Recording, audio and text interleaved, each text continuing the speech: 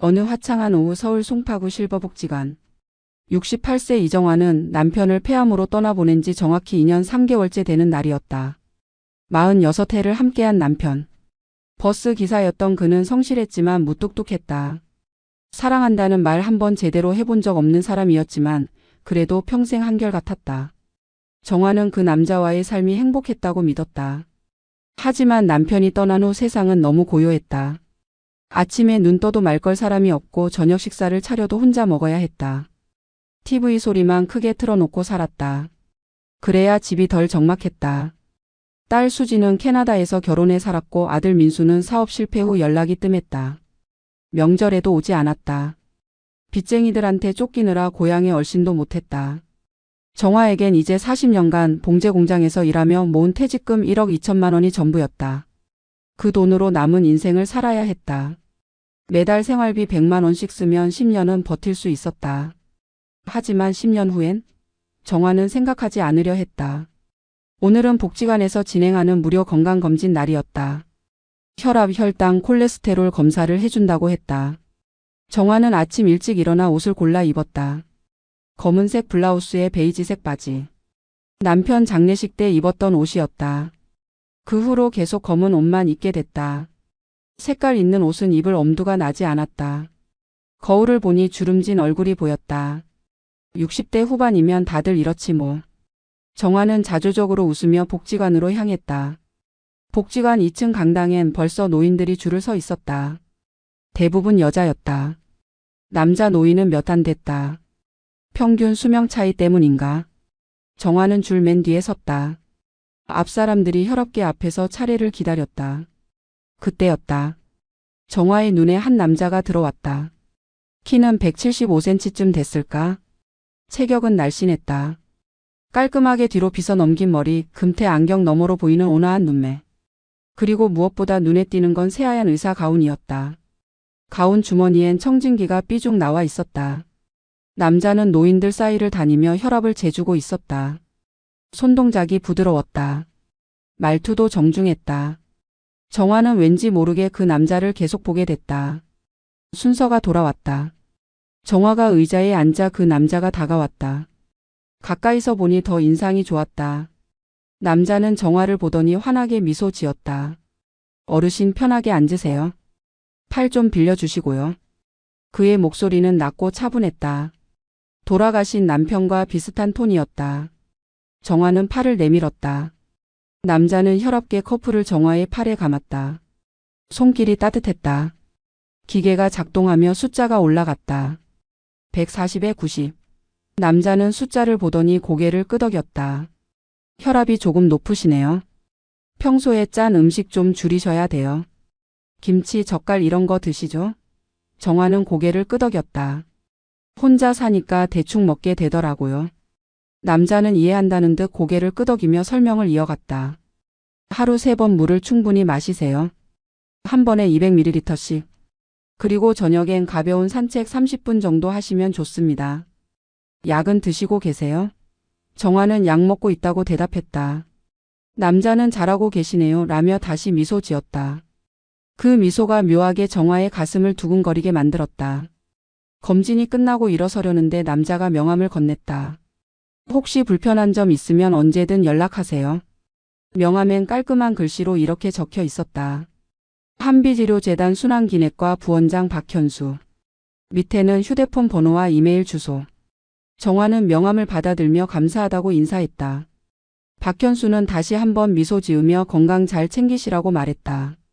정화는 명함을 가방에 넣고 복지관을 나섰다. 집으로 돌아오는 길 정화는 계속 그 남자 생각을 했다. 의사 선생님이 참 친절하더라. 목소리도 좋고. 그날 밤 정화는 명함을 꺼내 한참 들여다봤다. 한비치료재단 순환기내과 부원장. 대단한 사람이구나. 그런 사람이 나 같은 할머니한테 친절하게 대해주다니. 정화는 명함을 서랍에 넣었다. 하지만 자꾸 생각났다. 그의 미소가, 그의 목소리가. 46해 함께한 남편이 떠난 후 처음으로 가슴이 이렇게 뛰었다. 정화는 자신의 심장 소리를 들으며 잠들었다. 일주일 후 정화는 복지관 요가 수업에 갔다. 요즘 허리가 자주 아파서 스트레칭이 필요했다. 요가 수업이 끝나고 복도로 나왔는데 저 멀리 익숙한 뒷모습이 보였다. 흰 가운을 입은 남자. 박현수였다. 그는 휴대폰을 귀에 대고 누군가와 통화 중이었다. 정화는 다가가지 못하고 멀리서 지켜봤다.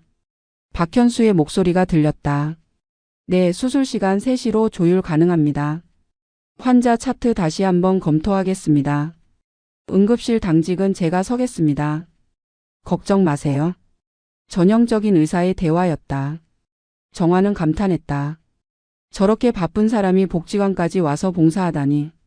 대단한 분이구나. 통화를 끝낸 박현수가 뒤를 돌았다. 그리고 정화를 발견했다. 그의 얼굴에 환한 미소가 번졌다. 어머, 이정화 어르신 아니세요? 혈압 검사하셨던 분.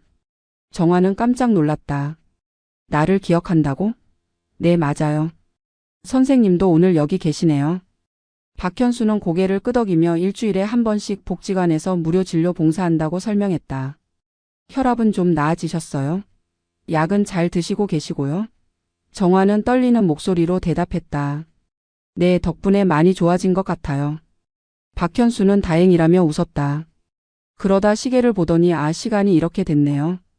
혹시 시간 괜찮으시면 근처 카페에서 커피나 한잔 하실래요? 제가 사겠습니다. 정화는 심장이 쿵 내려앉았다. 의사 선생님이 나한테 커피를 사겠다고? 이게 꿈인가? 정화는 황급히 고개를 끄덕였다. 네, 좋아요. 두 사람은 복지관 맞은편 카페로 갔다. 카페는 조용했다. 오후 2시라 사람이 별로 없었다. 박현수는 정화에게 뭘 드시겠냐고 물었다. 정화는 아메리카노라고 대답했다. 박현수는 카운터에서 아메리카노 2잔을 주문했다. 그리고 케이크도 2조각 추가했다. 창가 자리에 앉아 커피를 마시며 박현수가 먼저 말을 꺼냈다. 혼자 사신다고 들었는데 자녀분들은 어디 계세요? 정화는 딸은 캐나다에서 결혼해 살고 아들은 연락이 잘 안 된다고 말했다. 박현수는 안타깝다는 표정을 지었다. 외로우시겠어요? 저도 비슷해요. 정화는 놀라서 물었다. 선생님도요? 박현수는 고개를 끄덕이며 자신의 이야기를 꺼냈다. 서울대 의대를 나왔고 미국 존스 홉킨스에서 펠로우십을 했다고 했다. 그리고 5년 전 아내를 교통사고로 잃었다고 말했다. 자녀는 없고 그 후로 쭉 혼자 살고 있다고 했다. 일에만 매달려 살다 보니 어느 순간 주변을 돌아보니 아무도 없더라고요. 환자들은 많지만 정작 제 얘기를 들어줄 사람은 없어요. 그의 목소리엔 쓸쓸함이 묻어났다. 정화는 공감했다. 나도 그래요. 남편 떠나고 혼자 사는 게 이렇게 힘든 줄 몰랐어요. 두 사람은 서로의 외로움을 나눴다. 그렇게 2시간이 훌쩍 지나갔다. 헤어질 시간이 됐다. 박현수는 정화의 손을 꼭 잡으며 말했다. 오늘 정말 좋았어요. 오랜만에 진솔한 대화를 나눴네요. 다음 주에 또 만날 수 있을까요? 정화는 얼떨떨한 마음으로 고개를 끄덕였다. 네, 좋아요. 박현수의 손은 따뜻했다. 그 온기가 정화의 팔을 타고 가슴까지 전해지는 것 같았다. 집으로 돌아온 정화는 거울을 봤다. 볼이 발갛게 달아올라 있었다. 68세 할머니가 무슨 얼굴이 이래. 정화는 쑥스러워하면서도 기분이 좋았다. 오랜만에 누군가 나를 필요로 한다는 느낌. 그게 이렇게 좋은 거였구나. 그 후로 박현수와 정화는 일주일에 2~3번씩 만났다. 만날 때마다 박현수는 정화를 특별하게 대했다. 첫 번째 데이트는 강남역 근처 이탈리안 레스토랑이었다. 정화는 그런 고급 레스토랑에 가본 적이 없었다. 웨이터가 냅킨을 펼쳐주고 와인 리스트를 가져왔다. 정화는 긴장해서 손이 떨렸다. 박현수는 정화의 긴장을 눈치채고 부드럽게 말했다. 편하게 계세요. 오늘은 제가 초대한 거니까 마음껏 드세요. 그는 와인을 주문하고 스테이크 코스를 시켰다. 식사 내내 정화를 배려했다. 포크 사용법을 자연스럽게 알려주고 와인 마시는 법도 가르쳐줬다. 정화는 신데렐라가 된 기분이었다. 평생 봉제 공장에서 일했던 나 같은 사람이 이런 곳에서 식사를 하다니. 식사가 끝나고 계산할 때 정화가 지갑을 꺼냈다. 하지만 박현수는 손사래를 치며 절대 안 된다고 했다. 여자분이 돈 내시게 할 수 없어요. 그리고 신용카드를 건넸다. 카드는 플래티넘이었다. 정화는 또 한 번 감탄했다. 역시 의사는 다르구나. 두 번째 데이트는 한강 산책이었다. 박현수는 정화를 픽업하러 직접 집 앞까지 왔다. 검은색 벤츠 E클래스. 정화는 그런 고급차를 타본 적이 없었다. 차 안은 가죽 냄새가 났고 좌석은 푹신했다. 박현수는 정화를 위해 시트 온도를 올려줬다. 한강에 도착해서 두 사람은 천천히 걸었다. 가을 바람이 선선했다. 박현수는 자신의 재킷을 벗어 정화의 어깨에 걸쳐줬다. 추우시죠? 이거 입으세요. 정화는 사양했지만 박현수는 강하게 권했다. 두 사람은 벤치에 앉아 강을 바라봤다. 박현수가 말했다. 저 사실 고백할 게 있어요. 정화는 긴장했다. 뭔가 나쁜 소리를 들을 것 같았다. 박현수는 정화의 손을 잡으며 말을 이었다. 당신을 처음 봤을 때부터 느낌이 왔어요. 이분이다 라는 운명 같은 거요. 혹시 저를 이상하게 생각하시나요? 정화는 눈물이 핑 돌았다. 아니에요. 저도 그랬어요. 선생님을 보는 순간 마음이 이상했어요. 두 사람은 손을 꼭 잡은 채 한참을 앉아 있었다. 세 번째 데이트에서 박현수는 정화를 자신이 일한다는 한비치료재단으로 데려갔다. 로비에 들어서자 대형 TV에 병원 홍보 영상이 흘러나왔다. 최첨단 의료 장비 실력 있는 의료진 환자 중심 진료. 접수 데스크엔 젊은 간호사 3명이 분주하게 움직이고 있었다.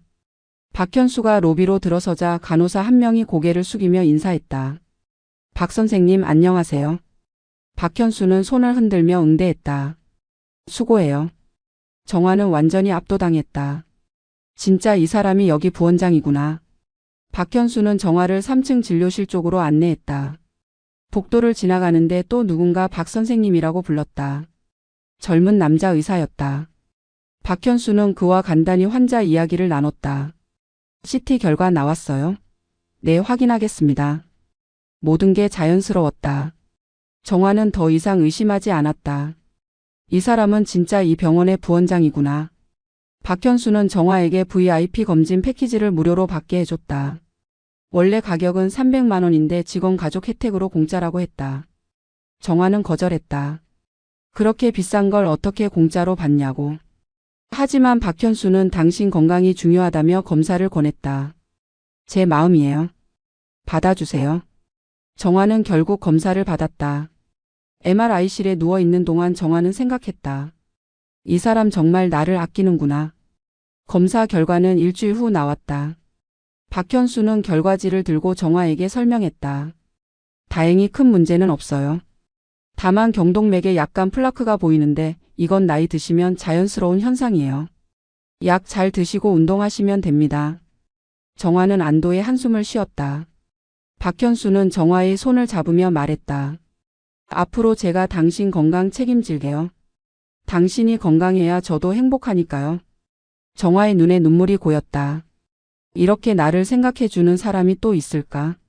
석 달이 흘렀다. 정화와 박현수는 거의 매일 만났다. 박현수는 바쁜 일정 속에서도 정화를 우선순위에 뒀다. 수술 끝나고 피곤해도 정화에게 전화했다. 당직 서는 날에도 잠깐이라도 시간 내서 만났다. 정화는 이런 대접을 받아본 적이 없었다. 남편은 40년 넘게 함께 살았지만 이렇게까지 다정하지 않았다. 아니, 남자들은 원래 무뚝뚝한 줄 알았다. 그런데 박현수는 달랐다. 항상 정화의 기분을 살폈다. 오늘 기분이 안 좋아 보이는데 무슨 일 있어요? 피곤하신 것 같은데. 제가 마사지해 드릴까요? 이런 말들이 정화의 마음을 녹였다. 정화의 친구들도 부러워했다. 복지관에서 만나면 친구들이 물었다. 요즘 완전 젊어 보이는데 무슨 좋은 일 있어? 정화는 수줍게 웃으며 대답했다. 좋은 사람 만났어. 친구들이 캐묻자 정화는 말했다. 의사 선생님이야. 한비치료재단 부원장. 친구들은 입을 떡 벌렸다. 대박이다 정화야. 이제 편하게 사시겠네. 의사 사모님 되는 거야? 정화는 쑥스러워하며 아직 모르겠다고 했다. 하지만 속으로는 기대하고 있었다.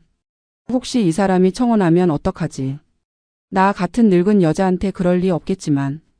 그런데 어느 금요일 저녁 박현수가 정화를 고급 레스토랑으로 데려갔다. 서울 시내가 한눈에 보이는 63층 레스토랑. 야경이 아름다웠다. 촛불이 켜진 테이블에 앉아 식사를 하는데 갑자기 바이올린 연주가 시작됐다. 박현수가 자리에서 일어났다. 그리고 정화 앞에 무릎을 꿇었다. 정화 씨, 저와 결혼해 주시겠습니까?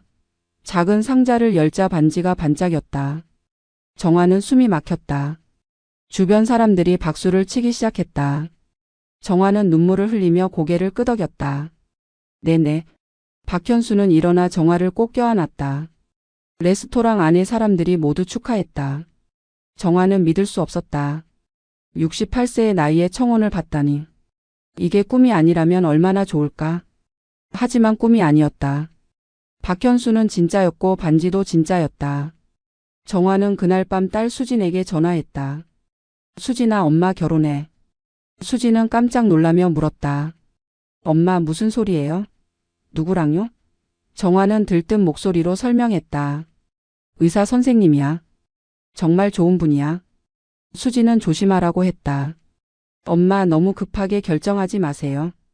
그 사람 잘 알아보고. 하지만 정화는 이미 결심했다. 박현수는 완벽했으니까. 크리스마스 이브 전날. 서울 강남의 작은 웨딩홀에서 정화와 박현수는 결혼식을 올렸다. 하객은 20명 남짓. 정화의 복지관 친구들 10명, 그리고 박현수가 데려온 병원 동료라는 사람들 10명. 정화의 딸 수지는 캐나다에서 오지 못했다. 비행기 표가 너무 비싸다고 했다. 사실은 이 결혼을 탐탁지 않게 여기는 것 같았다. 아들 민수는 연락조차 닿지 않았다. 정화는 서운했지만 내색하지 않았다. 오늘은 행복한 날이니까. 웨딩홀은 아담했다. 흰색 장미로 장식됐고 파이프 오르간 음악이 흘러나왔다. 정화는 아이보리색 드레스를 입었다. 친구들이 골라준 거였다. 68세에 입기엔 좀 젊은 스타일이라고 생각했지만 친구들이 20년은 젊어 보인다며 강력 추천했다. 머리는 미용실에서 업스타일로 손질했고 화장도 진하게 했다. 거울을 보니 낯선 여자가 보였다. 이게 나야? 정화는 믿기지 않았다. 신랑 신부 입장 음악이 울렸다. 박현수가 턱시도를 입고 입장했다. 정화는 박현수의 팔을 잡고 버진 로드를 걸었다. 친구들이 축하해주며 휴대폰으로 사진을 찍었다. 정화는 눈물을 참았다. 행복한 눈물이었다. 단상에 오르자 사회자가 예식을 시작했다. 주례 없이 진행하는 약식 결혼식이었다. 박현수가 원했다. 형식적인 것보다 우리 둘의 진심이 중요하다고 말했다. 사회자가 서약서를 낭독하라고 했다. 박현수가 먼저 읽었다. 저 박현수는 이정화 씨를 평생 아끼고 사랑하며 기쁠 때나 슬플 때나 함께하겠습니다. 건강할 때나 아플 때나 곁을 지키겠습니다. 죽음이 우리를 갈라놓을 때까지. 그의 목소리는 또박또박했다. 진심이 담긴 것처럼 들렸다. 이제 정화의 차례였다. 정화는 떨리는 목소리로 읽었다. 저 이정화는 박현수 씨를 평생 아끼고 사랑하며. 목이 메었다. 눈물이 흘러내렸다. 친구들이 손수건을 꺼냈다. 정화는 겨우 마저 읽었다. 기쁠 때나 슬플 때나 함께하겠습니다. 죽음이 우리를 갈라놓을 때까지. 사회자가 선언했다. 이제 두 분은 부부가 되셨습니다. 박수가 터져 나왔다. 박현수가 정화를 안았다. 그리고 볼에 가볍게 입 맞췄다. 정화는 온몸이 떨렸다. 이 순간이 영원했으면 좋겠다고 생각했다. 피로 여는 간단했다. 뷔페식으로 음식이 나왔고 하객들은 축하 인사를 건넸다. 박현수가 데려온 병원 동료들은 정화에게 인사했다. 부원장님 잘 부탁드립니다. 행복하게 사세요. 정화는 감사하다고 연신 고개를 숙였다. 친구 영숙이 정화를 구석으로 데려갔다. 정화야, 진짜 행복해 보인다. 이제 편하게 살 수 있겠네. 정화는 웃으며 대답했다. 그러게. 꿈만 같아. 영숙은 정화의 손을 꽉 잡으며 말했다. 근데 정화야, 혹시 모르니까 통장은 따로 관리해. 아무리 부부래도 돈 문제는 조심해야 해. 정화는 고개를 끄덕였다. 알았어. 걱정 마. 하지만 속으로는 영숙이 지나치게 걱정한다고 생각했다. 박현수는 의사니까 돈 걱정은 없을 텐데. 오히려 내가 폐만 끼치지 않을까 걱정이야. 결혼식이 끝나고 두 사람은 신혼여행 대신 집으로 갔다. 박현수가 병원 일정 때문에 휴가를 낼 수 없다고 했다. 대신 나중에 제주도라도 다녀오자고 약속했다. 정화는 괜찮다고 했다. 신혼여행보다 함께 있는 게 더 중요하니까. 신혼살림은 정화의 아파트에서 시작했다. 송파구 25평 아파트. 남편이 죽기 전 함께 살던 곳이었다. 박현수는 이사 짐이 많지 않았다. 큰 캐리어 2개와 노트북 가방 하나. 정화가 물었다. 짐이 이게 다예요?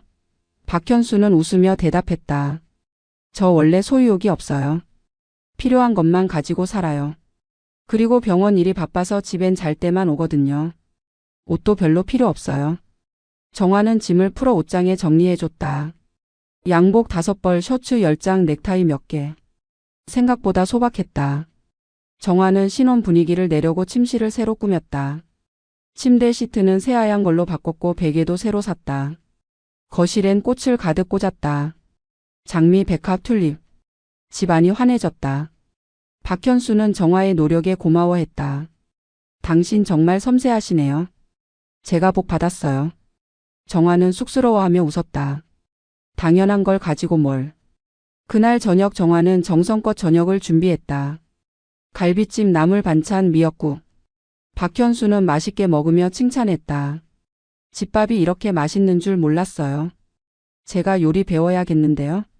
정화는 아니라고 내가 해줄 테니 걱정 말라고 했다.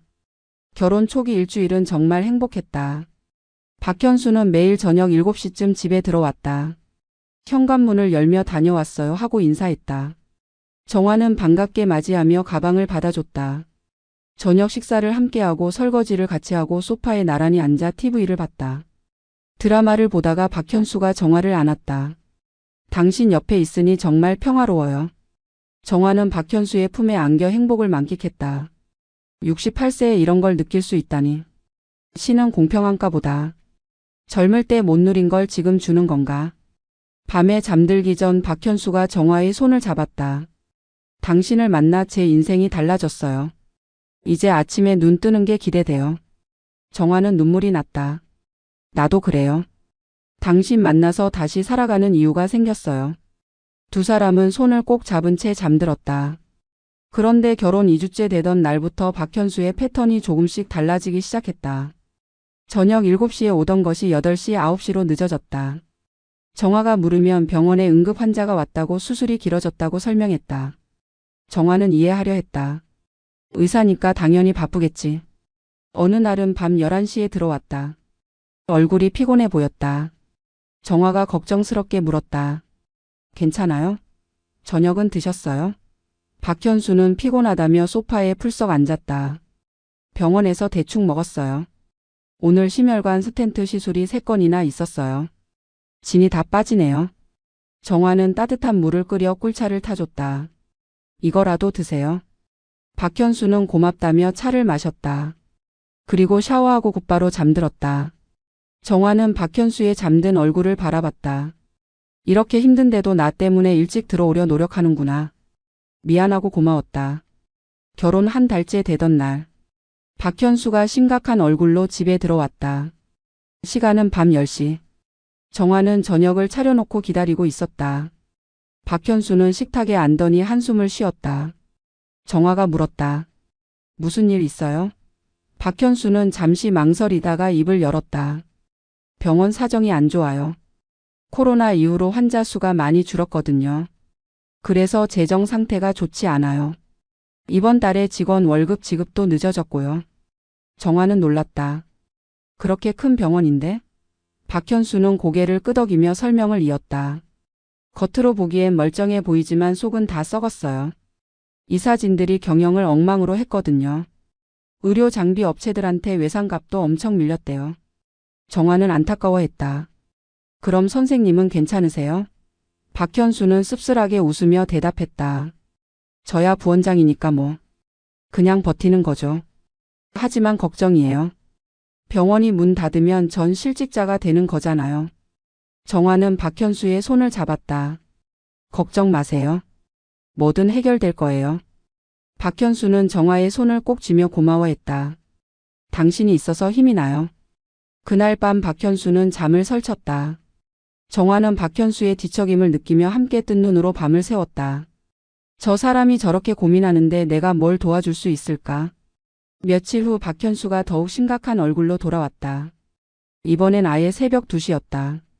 정화는 잠들지 못하고 거실에서 기다리고 있었다. 박현수는 정화를 보더니 미안하다고 했다. 이렇게 늦을 줄 몰랐어요. 병원에서 긴급 회의가 있었어요. 정화는 괜찮다며 물을 떠다 줬다.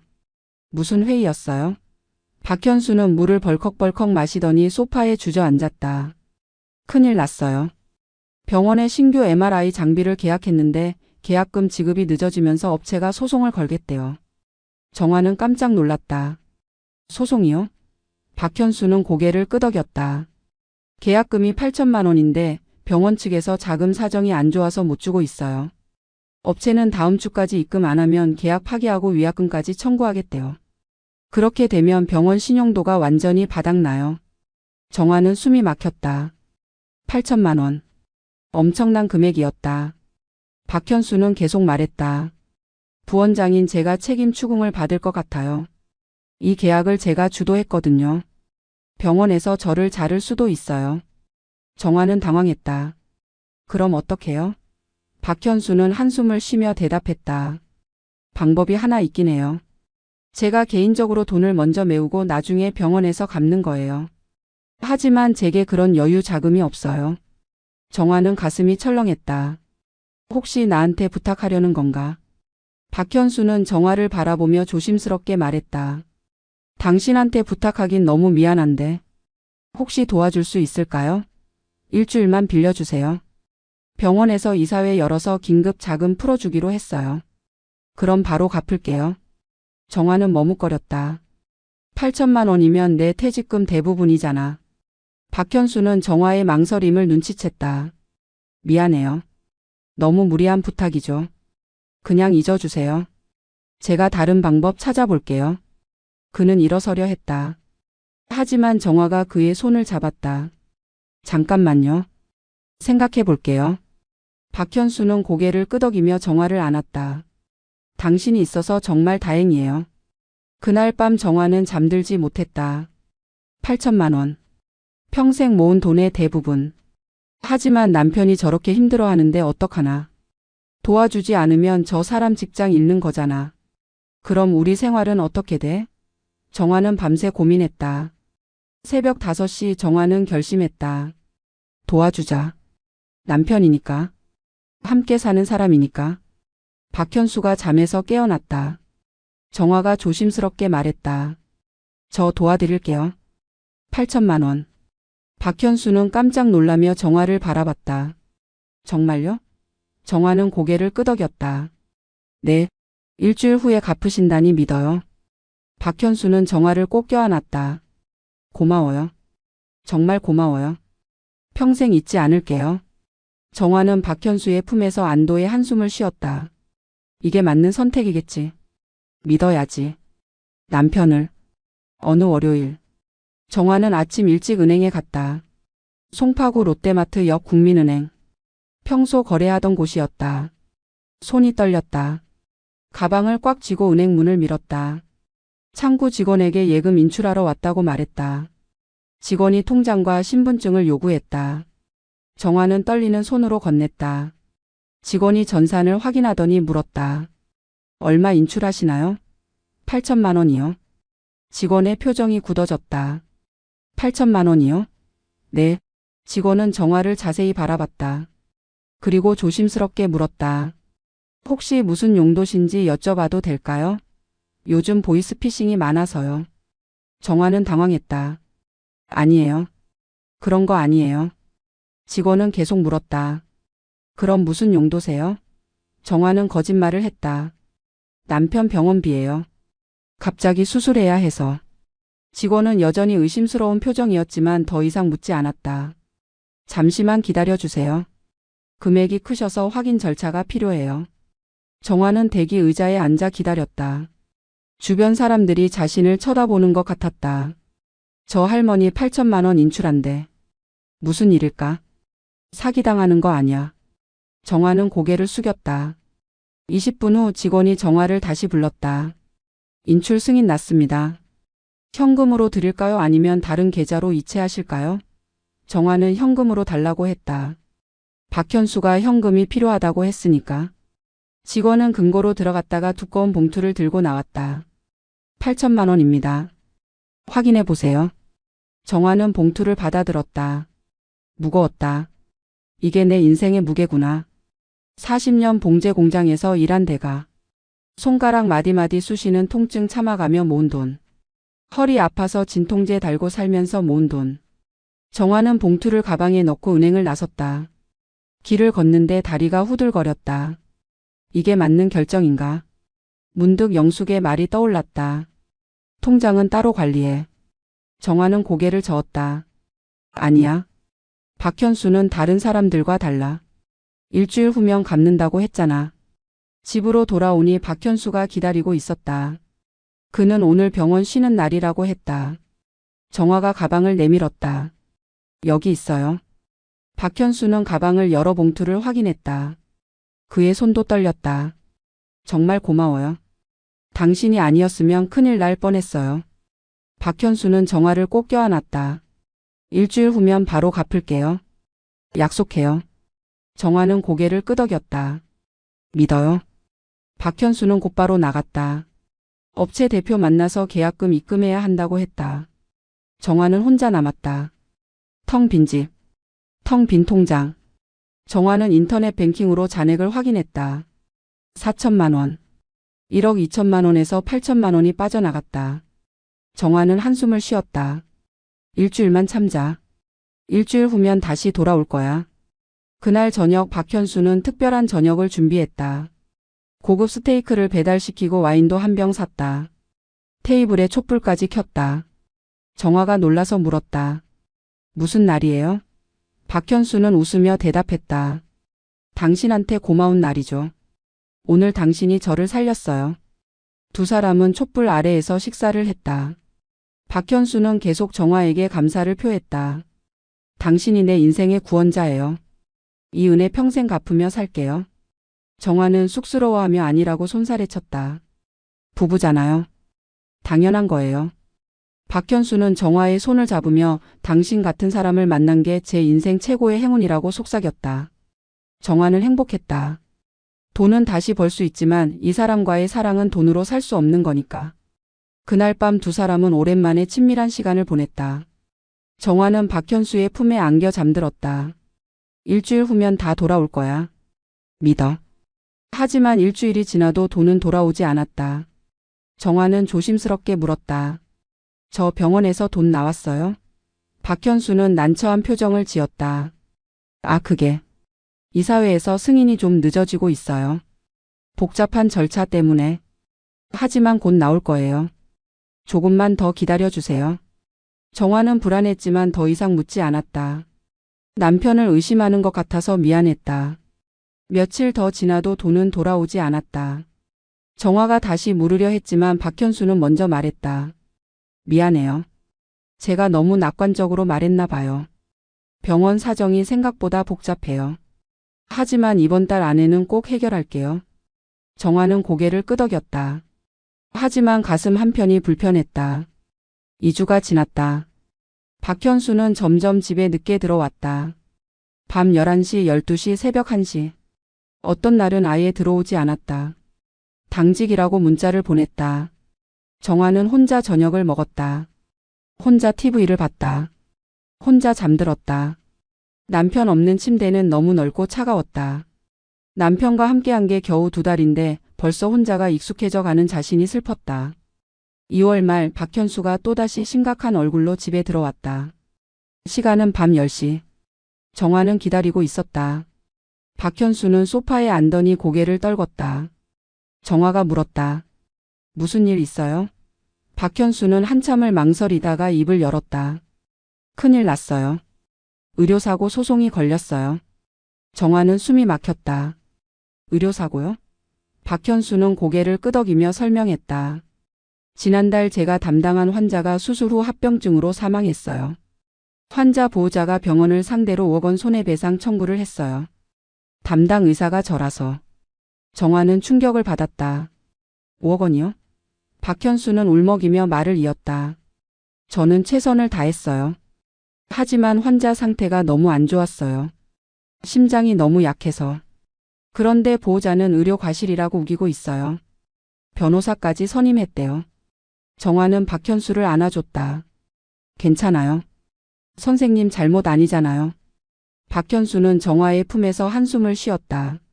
문제는 소송이 길어지면 병원에서 저를 자르려 한다는 거예요. 이미지 타격 때문에. 그래서 빨리 합의를 봐야 해요. 정화가 물었다. 합의금이 얼마예요? 박현수는 조심스럽게 대답했다. 2천만 원이요. 변호사 선임비랑 합쳐서. 정화는 머리가 복잡해졌다. 이미 8천만 원을 빌려줬는데 또 2천만 원? 박현수는 정화의 표정을 보며 말했다. 미안해요. 또 부탁하게 돼서. 하지만 방법이 없어요. 제가 직장 잃으면 우리 생활은 어떻게 돼요? 정화는 그 말에 설득됐다. 맞아. 남편이 직장 잃으면 우리 둘 다 끝이야. 정화는 고개. 다음 달 어느 월요일 아침. 박현수는 평소보다 일찍 집을 나섰다. 시간은 아침 7시. 정화가 물었다. 오늘 왜 이렇게 일찍 나가요? 박현수는 서둘러 가방을 챙기며 대답했다. 부산에 출장 가야 해요. 협력병원과 미팅이 잡혔어요. 2박 3일 일정이에요. 정화는 도시락을 싸주려 했지만 박현수는 괜찮다고 손을 저었다. 시간이 없어요. 기차 시간 맞춰야 해서. 정화는 아쉬워하며 현관까지 따라 나갔다. 조심히 다녀와요. 밥 잘 챙겨 먹고요. 박현수는 정화의 볼에 가볍게 입맞췄다. 걱정 마세요. 금방 다녀올게요. 사랑해요. 정화는 손을 흔들며 배웅했다. 엘리베이터 문이 닫히고 박현수가 사라졌다. 그게 마지막이었다. 그날 저녁 7시 정화는 박현수에게 전화를 걸었다. 부산 잘 도착했냐고 물으려고. 하지만 전화는 받지 않았다. 신호만 갔다. 정화는 문자를 보냈다. 여보 밥은 먹었어요? 부산 날씨는 어때요? 읽음 표시가 뜨지 않았다. 정화는 조금 불안했지만 바쁘겠거니 생각했다. 미팅 중이겠지. 밤 10시 정화는 다시 전화를 걸었다. 여전히 받지 않았다. 문자도 10통 넘게 보냈다. 모두 읽히지 않았다. 정화는 잠들지 못하고 휴대폰만 들여다봤다. 혹시 사고라도 난 건 아닐까? 새벽 2시 정화는 결국 잠들었다. 하지만 악몽을 꿨다. 박현수가 교통사고를 당하는 꿈. 깨어나니 온몸이 땀으로 젖어 있었다. 다음 날 아침 정화는 계속 전화를 걸었다. 10통 20통. 모두 연결되지 않았다. 신호는 가는데 받지 않는 게 아니라 아예 꺼져 있었다. 정화는 패닉에 빠졌다. 뭔가 잘못됐다. 분명히. 정화는 한비치료재단에 전화했다. 박현수 부원장과 통화하고 싶다고 했다. 상담원이 잠시만 기다려달라고 했다. 정화는 가슴이 터질 듯 뛰었다. 몇 분 후 상담원이 다시 전화를 받았다. 죄송하지만 저희 병원에 박현수라는 의사는 없습니다. 정화는 귀를 의심했다. 네? 뭐라고요? 상담원은 또박또박 말했다. 의사 명단을 확인해 봤는데 박현수라는 분이 없으세요. 혹시 다른 병원 아니실까요? 정화는 전화기를 떨어뜨릴 뻔했다. 무슨 소리야? 남편이 거기서 일한다고. 부원장이라고. 정화는 다시 전화를 걸었다. 이번엔 목소리를 높였다. 순환기내과 박현수 부원장이요. 명함도 있어요. 상담원은 난처한 목소리로 대답했다. 어르신 정말 죄송하지만 저희 병원에 그런 분 안 계십니다. 혹시 사칭 사기는 아니신지. 정화는 그 말에 온몸이 얼어붙었다. 사칭 사기? 설마. 정화는 전화를 끊고 멍하니 앉아 있었다. 무슨 일이 벌어지고 있는 거지. 이해가 안 됐다. 남편이 일하는 병원에 남편이 없다니. 정화는 곧바로 옷을 챙겨 입고 한비치료재단으로 달려갔다. 강남역 7층 건물. 익숙한 로비. 정화는 접수대로 달려가 소리쳤다. 박현수 부원장 찾아요. 접수 직원이 놀라서 정화를 쳐다봤다. 어르신 진정하세요. 누구를 찾으시는데요? 박현수요. 여기 부원장이에요. 접수 직원은 전산을 확인하더니 고개를 저었다. 죄송하지만 저희 병원에 그런 의사 선생님은 안 계세요. 정화는 가방에서 명함을 꺼내 흔들었다. 여기 봐요. 명함에 분명히 적혀 있어요. 한비치료재단 순환기내과 부원장 박현수. 접수 직원은 명함을 받아들고 자세히 봤다. 그리고 난처한 표정을 지었다.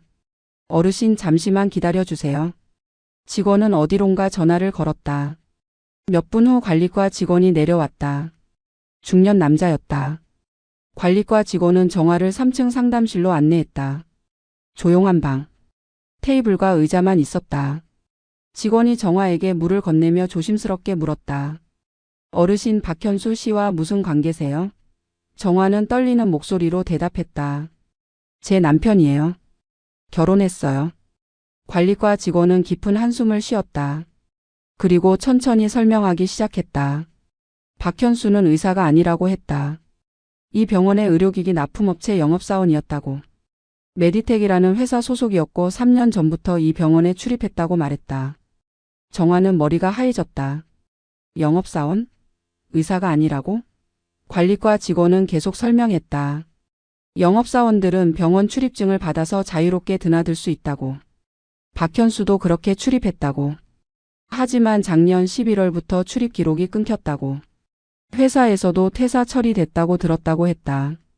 명함도 가짜고 부원장이라는 직함도 전부 거짓이라고 말했다. 정화는 그 자리에서 무너졌다. 숨을 쉴 수가 없었다. 가슴이 찢어지는 것 같았다. 의료기기 영업사원? 의사가 아니라고? 그럼 지난 6개월은 뭐였어? 사랑은 뭐고 결혼은 뭐야? 1억 원은 어디로 간 거야? 정화는 비명을 지르고 싶었다. 하지만 목소리가 나오지 않았다. 입만 벌린 채 헐떡거렸다. 관리과 직원이 급히 물을 따라줬다. 어르신 괜찮으세요? 물 좀 드세요. 정화는 떨리는 손으로 물을 받아 마셨다. 하지만 삼킬 수가 없었다. 목이 막혔다. 물이 입 밖으로 흘러나왔다. 관리과 직원은 안타까운 표정으로 말했다. 어르신 경찰에 신고하시는 게 좋겠습니다. 이건 명백한 사기 사건입니다. 정화는 고개를 끄덕였다. 하지만 정신이 하나도 없었다. 세상이 무너지는 것 같았다. 정화는 비틀거리며 병원을 나왔다. 강남역 거리는 사람들로 붐볐다. 모두 바쁘게 걸어갔다. 웃으며 이야기했다. 하지만 정화의 세계는 정지해 있었다. 소리가 들리지 않았다. 색깔도 보이지 않았다. 그저 회색빛뿐이었다. 정화는 길 한가운데 주저앉았다. 사람들이 정화를 피해 지나갔다. 누군가 괜찮냐고 물었지만 정화는 대답하지 못했다. 한참 후 정화는 겨우 일어났다. 그리고 집으로 돌아갔다. 어떻게 걸어왔는지 기억도 나지 않았다. 집에 도착한 정화는 남편의 흔적을 찾기 시작했다. 옷장을 열었다. 양복 5벌이 그대로 걸려 있었다. 정화는 양복 주머니를 뒤졌다. 영수증 몇 장이 나왔다. 강남 이탈리안 레스토랑 35만 원. 청담동 와인바 27만 원. 반포 프렌치 레스토랑 42만 원. 모두 정화와 데이트했던 장소들이었다. 정화는 영수증을 구겨 던졌다. 이 돈도 다 내 돈으로 쓴 거였구나. 서랍을 열었다. 명함이 수십 장 있었다. 모두 한비치료재단 순환기내과 부원장 박현수라고 적혀 있었다. 정화는 명함을 찢어버렸다. 가짜야. 전부 다 가짜야. 화장대를 열었다. 함께 찍은 사진들이 있었다. 복지관 앞에서 한강에서 레스토랑에서. 모두 행복한 표정이었다. 정화는 사진을 보며 울었다. 저 미소도 가짜였구나. 저 따뜻한 눈빛도 연기였구나. 정화는 침대에 앉았다. 박현수가 누워있던 자리를 만졌다. 차가웠다. 아무 온기도 남아있지 않았다. 정화는 그 자리에 누워 천장을 바라봤다. 눈물이 흘러내렸다. 멈출 수가 없었다. 어떻게 이럴 수가 있어. 어떻게 사람이 이렇게 잔인할 수가 있어. 정화는 자신을 자책했다. 내가 바보였어. 내가 너무 쉽게 믿었어. 68년을 살면서 이 정도 분별력도 없었어. 친구들이 조심하라고 했을 때 왜 듣지 않았을까? 딸이 걱정하지 말라고 했을 때 왜 화를 냈을까? 정화는 자신이 미웠다. 늙어서 외로움에 눈이 멀어 이 지경이 된 자신이 한심했다. 휴대폰이 울렸다. 딸 수진에게서 걸려온 전화였다. 정화는 전화를 받지 않았다. 딸한테 뭐라고 말하지? 엄마가 사기당했다고? 1억 원을 날렸다고? 차마 말할 수 없었다. 수진은 계속 전화를 걸었다. 5번, 6번. 정화는 결국 받았다. 엄마 왜 전화 안 받아요? 무슨 일 있어요? 정화는 아무 일 없다고 거짓말했다. 목소리를 최대한 밝게 만들려 했다. 괜찮아. 그냥 낮잠 자고 있었어. 수진은 의심스러워했다. 엄마 목소리 이상한데? 혹시 울었어요? 정화는 아니라고 부인했다. 감기 기운이 있어서 목이 좀 쉬었어. 걱정 마. 수진은 더 묻고 싶어 했지만 정화가 먼저 끊었다. 바빠서 끊을게. 나중에 다시 전화할게. 전화를 끊고 정화는 휴대폰을 던져버렸다. 벽에 부딪혀 휴대폰 액정이 깨졌다. 정화는 상관하지 않았다. 밤이 됐다. 정화는 아무것도 먹지 않았다. 입맛이 없었다. 아니, 살고 싶지 않았다. 거울을 봤다. 낯선 노파가 보였다. 주름투성이 얼굴. 캥한 눈. 이 모습으로 누가 사랑해 주겠어. 박현수는 처음부터 내 얼굴이 아니라 내 통장을 본 거였지. 정화는 욕실로 갔다. 약장을 열었다. 혈압약, 당뇨약, 수면제. 한 웅큼 꺼내 손에 쥐었다. 이걸 다 삼키면 편해질까? 고통이 끝날까? 정화는 알약을 입에 넣으려다 멈췄다. 문득 남편 얼굴이 떠올랐다. 돌아가신 남편. 46해를 함께한 사람. 그는 뭐라고 할까? 이렇게 포기하지 말라고 할까? 아니면 실망할까? 정화는 알약을 도로 병에 넣었다.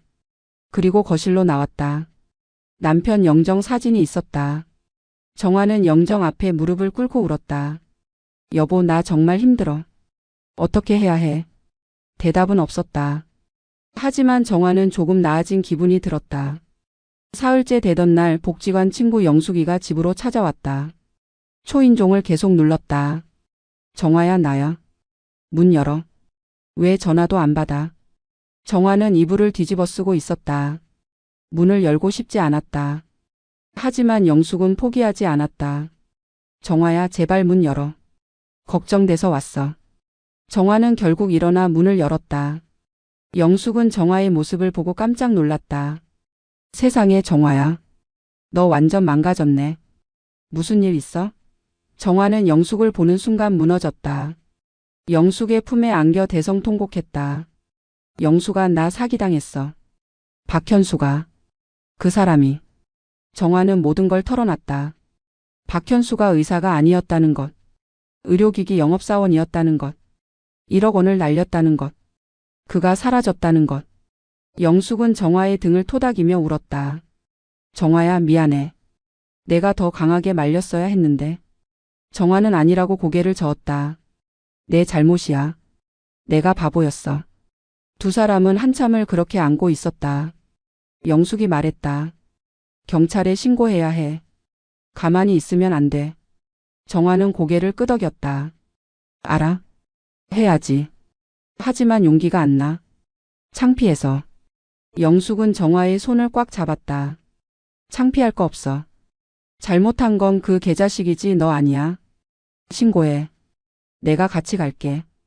정화는 영숙의 손을 꼭 쥐었다. 고마워. 영숙은 정화를 부축해 일으켰다. 일단 씻고 밥 먹자. 그리고 경찰서 가자. 정화는 고개를 끄덕였다. 다음 날 아침 정화와 영숙은 송파경찰서로 갔다. 민원실 접수 창구. 정화는 떨리는 목소리로 말했다. 사기 사건 신고하러 왔어요. 경찰은 정화를 조사실로 안내했다. 작은 방. 책상과 의자 그리고 녹음기. 경찰은 중년 남자였다. 이름표엔 형사 강민수라고 적혀 있었다. 강 형사가 물었다. 어떤 사기를 당하셨나요? 정화는 처음부터 끝까지 설명했다. 박현수를 어떻게 만났는지, 의사인 줄 알았던 것, 사랑에 빠진 것, 결혼한 것, 1억 원을 빌려준 것, 그가 사라진 것, 그리고 그가 의사가 아니라 영업사원이었다는 것. 정화의 목소리는 떨렸다. 중간중간 눈물이 터져 나왔다. 영숙이 옆에서 휴지를 건넸다. 강 형사는 고개를 끄덕이며 진술을 받았다. 그리고 몇 가지 질문을 던졌다. 박현수의 실명이 맞습니까? 정화는 명함을 보여줬다. 강 형사가 전산을 조회했다. 잠시 후 씁쓸한 표정으로 말했다. 박현수라는 이름으로는 주민등록번호가 조회되지 않습니다. 가명일 가능성이 높습니다. 정화는 또 한 번 충격을 받았다. 이름마저 가짜라고? 그럼 내가 결혼한 사람은 누구야? 혼인신고서에 적힌 이름도 가짜란 말이야. 강 형사가 설명했다. 혼인신고서를 확인해 보겠지만 아마 허위 정보로 제출됐을 겁니다. 법적으로 결혼이 성립되지 않았을 가능성이 큽니다. 정화는 머리가 어지러웠다. 결혼도 가짜였다니. 강 형사는 계속 질문했다. 돈은 어떻게 전달하셨습니까? 정화는 현금으로 줬다고 대답했다. 강 형사가 눈살을 찌푸렸다. 현금이요? 계좌 이체가 아니라? 정화는 고개를 끄덕였다. 박현수가 현금이 급하다고 해서. 강 형사는 한숨을 쉬었다. 현금 거래는 추적이 어렵습니다. 혹시 차용증이라도 받으셨습니까? 정화는 고개를 저었다. 남편인데 차용증까지는. 강 형사는 난처한 표정을 지었다. 증거가 부족하네요. 하지만 최선을 다해 수사하겠습니다. 그리고 한 가지 더 말씀드릴 게 있습니다. 정화 씨가 유일한 피해자가 아닐 수 있습니다. 이런 수법은 보통 여러 피해자를 동시에 노립니다. 정화는 귀를 의심했다. 다른 피해자가 더 있다고? 나만 속은 게 아니라는 거야? 강 형사는 고개를 끄덕였다. 저희가 조사해보니 비슷한 피해 신고가 더 있습니다. 모두 60대 이상 여성분들입니다. 혼자 사시는 분들이고요. 정화는 충격의 말을 잇지 못했다. 그럼 나는 특별한 줄 알았는데 나도 그냥 목록 중 하나였구나. 모욕감이 밀려왔다. 강 형사가 말했다. 피해 금액과 계좌번호를 받아가겠습니다. 그리고 박현수와 주고받은 문자나 사진이 있으면 모두 제출해 주세요. 증거가 많을수록 좋습니다. 정화는 고개를 끄덕였다. 휴대폰을 꺼내 6개월간의 모든 대화 내역을 넘겼다. 사랑한다는 말들. 함께 찍은 셀카들. 이제 그 모든 게 증거물이 됐다. 정화는 참담했다. 경찰서를 나오며 정화는 휘청거렸다. 영숙이 부축했다. 괜찮아? 정화는 고개를 저었다. 안 괜찮아. 하나도 안 괜찮아. 영숙은 정화를 카페로 데려갔다. 따뜻한 차를 시켜줬다. 정화야, 일단 마음 좀 진정해. 경찰이 수사할 거야. 정화는 차를 마시며 말했다. 영숙아, 나 이제 어떻게 살아? 1억 원이 날아갔어. 남은 돈은 2천만 원뿐이야. 영숙은 정화의 손을 잡았다. 일단 살고 봐. 돈은 어떻게든 되는 거야. 중요한 건 내가 살아있는 거야. 정화는 눈물을 흘렸다. 살아있는 게 더 고통스러워. 차라리. 영숙은 정화의 말을 끊었다. 그런 소리 하지 마. 절대. 정화는 영숙을 보며 울었다. 고마워. 내가 없었으면 난 진짜. 일주일이 지났다. 정화는 집 밖으로 나오지 않았다. 밥도 제대로 먹지 않았다. 영숙이 매일 찾아와 도시락을 갖다 줬다. 정화야, 이것만이라도 먹어. 정화는 억지로 몇 숟가락 먹었다. 맛이 없었다. 아니, 아무 맛도 느껴지지 않았다. 밤마다 악몽을 꿨다. 박현수가 나타나 웃으며 말하는 꿈. 당신 정말 바보네요. 그렇게 쉽게 속다니. 정화는 비명을 지르며 깨어났다. 온몸이 땀으로 젖어 있었다. 정화는 불을 켜고 천장을 바라봤다. 이게 현실인가 꿈인가? 구분이 안 됐다. 모든 게 악몽 같았다. 복지관 친구들이 소문을 들었다. 정화가 사기를 당했다고. 몇 명이 찾아왔다. 정화야, 괜찮아? 우리가 뭐 도와줄 거 없어? 정화는 고맙다고 했지만 도움은 사양했다. 민폐 끼치고 싶지 않았다. 친구들은 돈을 모았다. 500만 원. 정화한테 건네려 했다. 정화야, 이거라도 써. 우리가 조금씩 모은 거야. 정화는 손사래를 치며 거절했다. 안 돼. 어떻게 이걸 받아? 너희도 다들 어려운데. 친구들은 강제로 정화의 손에 돈을 쥐어줬다. 우린 괜찮아. 너 혼자 견디지 마. 정화는 친구들을 안고 대성통곡했다. 고마워. 정말 고마워. 친구들도 함께 울었다. 정화는 그날 처음으로 혼자가 아니라는 걸 느꼈다. 세상이 완전히 무너진 줄 알았는데 아직 나를 지지해주는 사람들이 있구나. 2주째 되던 날 강 형사에게서 연락이 왔다. 중요한 사실이 밝혀졌으니 경찰서로 와달라고 했다.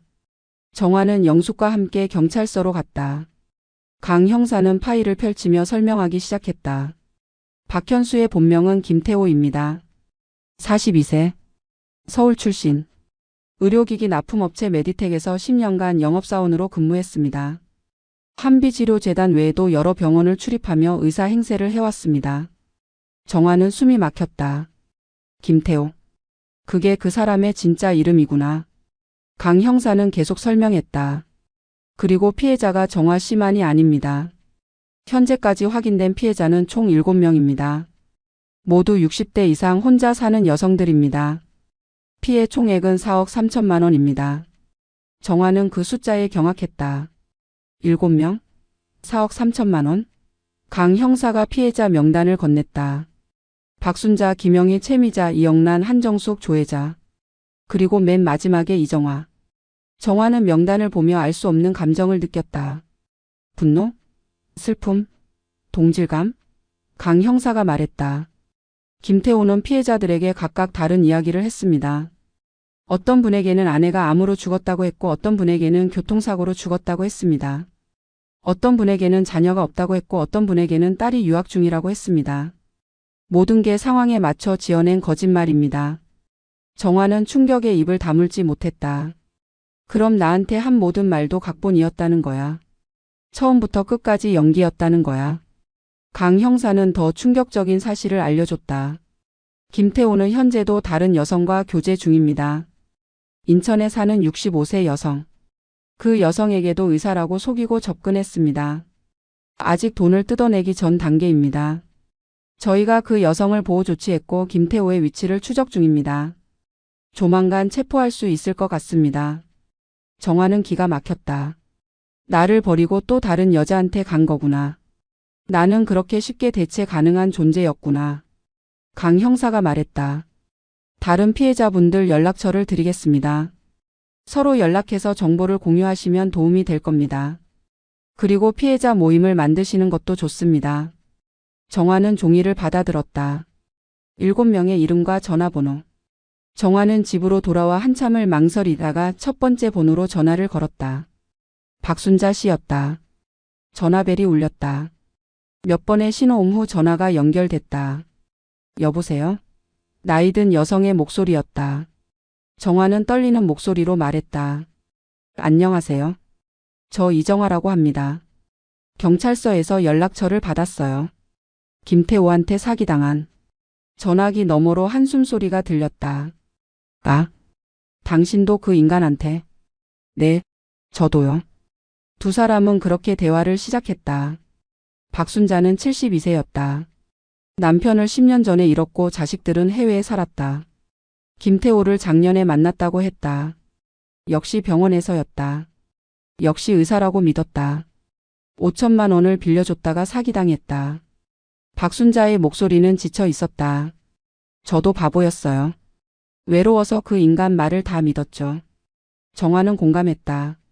저도 그래요. 우린 잘못한 게 없어요. 잘못한 건 그 인간이죠. 정화는 다른 피해자들에게도 전화를 걸었다. 모두 비슷한 이야기였다. 외로움, 병원에서의 만남, 의사라는 믿음, 사랑, 그리고 배신. 정화는 김영희와도 통화했다. 65세. 7천만 원을 잃었다. 병원 장비 계약금이라는 명목이었다. 최미자는 68세. 4천만 원. 의료사고 합의금이라고 했다. 이영란은 61세. 3천만 원. 아들 사업 자금이 필요하다고 했다. 모두 수법은 조금씩 달랐지만 본질은 같았다. 의사 행세, 다정한 접근, 사랑 고백, 그리고 돈. 정화는 전화를 끊고 한참을 멍하니 앉아 있었다. 우리 모두 같은 피해자구나. 김태호는 우리를 어떻게 생각했을까? 그냥 돈 통장? 외로운 늙은 여자들? 일주일 후 7명의 피해자가 한자리에 모였다. 서울 시내 한 카페 단체석. 정화가 제안한 모임이었다. 처음엔 모두 어색했다. 서로 눈도 제대로 마주치지 못했다. 창피해서, 부끄러워서, 같은 남자한테 속았다는 게 수치스러워서. 하지만 가장 나이가 많은 박순자가 먼저 입을 열었다. 여러분, 제 이야기부터 할게요. 듣기 민망하실 수도 있지만 박순자는 떨리는 목소리로 자신의 이야기를 꺼냈다. 남편 잃고 10년. 자식들은 해외에 살고. 그렇게 혼자 살다가 김태호를 만났다고. 그가 얼마나 다정했는지, 얼마나 믿음직스러웠는지, 얼마나 사랑한다고 말했는지.